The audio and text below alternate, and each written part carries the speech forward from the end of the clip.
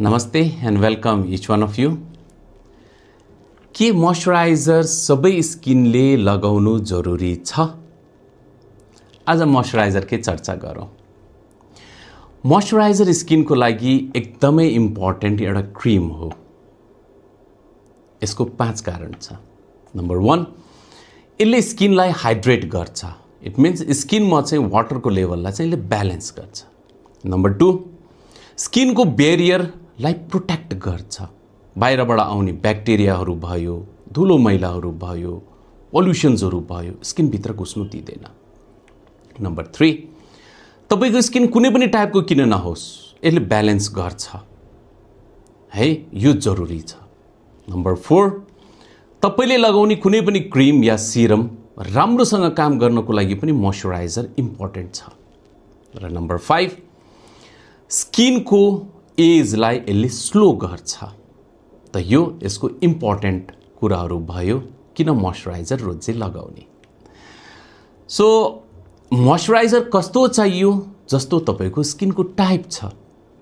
यदि तपाईको skin oily छ, पिम्पल आउनेवाला छ या पिम्पल छ, तपाईले नन कमेडोजेनिक चाहिँ मोइस्चराइजर खोज्नु पर्यो। ओके, जसले पोर्सहरू क्लग गर्दैन, पिम्पल्सहरूलाई एग्रिभेट गर्दैन, अल्कोहल बेस नभएको त्यस्तो खोज्नु पर्यो। यदि ड्राई छ भने चाहिँ तपाईले चाहिँ मजाको हेभी भएको मोइस्चराइजर्सहरू चाहिँ खोज्नु पर्यो। भने चाहिँ यदि तपाईको स्किन चाहिँ सेन्सिटिभ छ भने चाहिँ हाइपोएलर्जिक भएको चाहिँ खोज्नु पर्यो। ओके, सो यो तरिकाले चाहिँ तपाईले मार्केटमा डिफ्रेन्ट मोइस्चराइजर्सहरू चाहिँ डिफ्रेन्ट स्किन्सको लागि चाहिँ डेभलप गरेको छ। तपाईको स्किनको लागि कुन बेस्ट हुन्छ त्यो तपाईले चुज गर्न सक्नुहुन्छ। अब रह्यो कुरा मार्केटमा किन चाहिँ मोइस्चराइजरको प्राइसेसहरू यति धेरै डिफ्रेन्ट हुन्छ। यसको कारण छ। यसको कारण 3टा छ। ओके, नम्बर 1, यसमा कुन फर्मुलेसन युज गरेछ। नम्बर 2, के चीजहरू एड गरेछ। नम्बर 3, कसरी चाहिँ यसले काम गर्छ। यो 3टै चीजलाई चाहिँ हामीले चाहिँ कसरी प्रोडक्सन्समा चाहिँ यसले काम गरेको छ त्यो हेरौँ। मार्केटमा जुन आउँछ त्यो 4 टाइप्सको चाहिँ मोइस्चराइजर आउँछ रेट अनुसार। नम्बर 1, हामीले ह्युमेक्टेन्ट बेस भन्छौँ। ह्युमेक्टेन्ट बेस भनेको चाहिँ कस्तो, जसले चाहिँ हावाबाट र स्किनको भित्रको लेभलबाट चाहिँ पानी या मोइस्चर लिएर आएर त्यसलाई ब्यालेन्स गर्छ, ह्युमेक्टेन्ट बेस। नम्बर 2, हामीले यसलाई चाहिँ इमुलेन्ट बेस भन्छौँ। इमुलेन्ट बेस भनेको के हो भने चाहिँ जसले स्किनको क्र्याकलाई चाहिँ हिल गर्छ र स्किनलाई सफ्ट बनाउँछ। र नम्बर 3 आयो, यसलाई हामीले अक्लुजिभ भन्छौँ, जसले चाहिँ स्किनको बेरियरको काम गर्छ, भित्रको मोइस्चरलाई चाहिँ बाहिर जानु दिँदैन। र 4th जुन चाहिँ सबैभन्दा इम्पोर्टेन्ट छ, यसले यो 3टै फर्मुलालाई एड गरेर मोइस्चराइजर बनाएको हुन्छ र यो कस्टली पर्छ किनभने 3टै चीजको चाहिँ यसमा काम देखिएको चाहिँ हुन्छ। ओके, अब मोइस्चराइजर मर्निङमा कसरी लगाउने र इभिनिङमा या नाइटमा कसरी लगाउने त्यसबारेमा चाहिँ सुनौँ। मोइस्चराइजर बिहान युज गर्दाखेरि चाहिँ पहिला फेस त धुनै पर्यो, टोनर लगाउनै पर्यो, त्यस पछाडि सिरम जुन छ तपाईको त्यसलाई लगाउने, त्यसको माथि मोइस्चराइजर लगाउने, अब त्यसको माथि सनस्क्रिन लगाउने। भने चाहिँ नाइटमा चाहिँ तपाईले फेरि मुख धुनै पर्यो, फोहोरहरू फाल्नै पर्यो, टोनर लगाउनै पर्यो। That is again important. Toner is a important product है।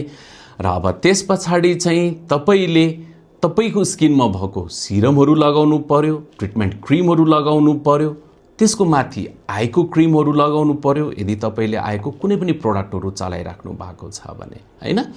र त्यसको माथि बल्ल हामीले चाहिँ मोइस्चराइजरलाई लगाउनु पर्यो।